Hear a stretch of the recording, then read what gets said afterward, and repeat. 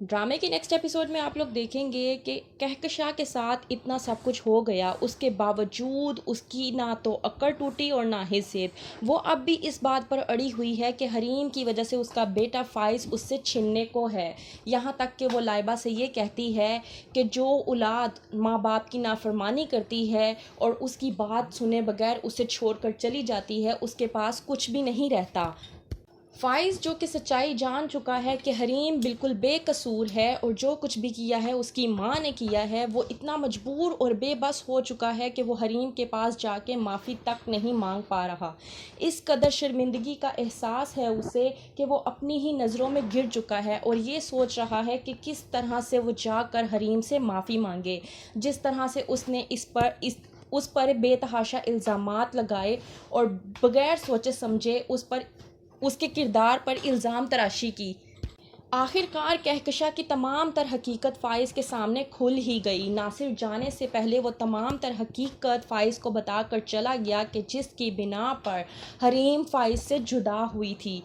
हरीम को फ़ाइज़ से अलग करने वाला कोई और नहीं बल्कि उसकी अपनी माँ कहकशां थी, और जब फ़ाइज़ को ये बात मालूम होती है तो उसके सर से तो जैसे आसमान ही खिसक जाता है। फ़ाइज़ कहता है कि मुझे ये बात पता चली, इसका नासिर का बहुत बड़ा एहसान है, लेकिन कहकशां वो तो अभी अपनी बात मानने को तैयार नहीं और कहती है फ़ाइज़ से कि नासिर एक झूठा मक्कार किस्म का इंसान है, तुम उसकी बातों में ना ही आओ तो बेहतर है। लाइबा कहती है अपनी माँ से कि बस कर दें मम्मी, अब तो आपको भाई को सब कुछ बता देना चाहिए कि आखिरकार जो कुछ किया था वो आपने किया था। अब आपको इकरार कर लेना चाहिए और इन तमाम तर बातों से पर्दा हटा देना चाहिए, क्योंकि हरीम भाभी बहुत अच्छी हैं और मैं भी दुनिया को बहुत अच्छे तरीके से ऑब्ज़र्व कर चुकी हूँ। लेकिन आप हैं कि आपको मोहब्बत रास ही नहीं आ रही। जो कोई आपसे मोहब्बत करता है आप उसको सिर्फ़ और सिर्फ दौलत के मुकाबले में तोलती हैं। सब कुछ छिन गया, बाबा भी देखें चले गए, और बाबा अपने साथ क्या लेकर गए? कुछ भी नहीं, सिर्फ़ और सिर्फ खाली हाथ ही गए। अब तो सबक सीख लें आप। अब क्यों आप अपनी दूसरी औलाद को भी खोना चाहती हैं? इस बात पर फ़ाइज़ कहता है कि मैं अब मज़ीद अपनी माँ का साथ नहीं दे सकता, क्योंकि मैंने जो कुछ भी किया वो सब अपनी माँ की खातिर किया, लेकिन मेरी माँ ने मेरी मोहब्बत को ही मुझसे जुदा कर दिया।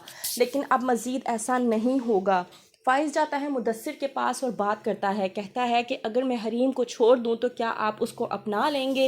इस बात पर मुदस्सिर को बेहद गुस्सा आता है और वो कहता है कि ये आपको सरोकार नहीं है कि आप मुझसे ये बात पूछें, और ये आपका कोई भी जवाज़ नहीं बनता कि मेरा और हरीम का क्या ताल्लुक़ है, ये क्या बनने वाला है। वहीं पर हरीम भी आ जाती है लाइबा हरीम के पास और उसको समझाने की कोशिश करती है कि जो कुछ भी हुआ वो एक गलत फहमी की बिना पर हुआ, और इस वक्त उसका भाई फ़ाइज़ जिस जिस अज़ियत से गुज़र रहा है उसका हम लोग अंदाज़ा भी नहीं लगा सकते। कहती है लाइबा हरीम से कि मैं अपने भाई की हिमायत नहीं कर रही, बल्कि ये बताने की कोशिश कर रही हूँ कि जिस तरह से भाई को मिसगाइड किया गया था उसी तरह से कोई और इंसान भी होता तो शायद वो भी यही करता।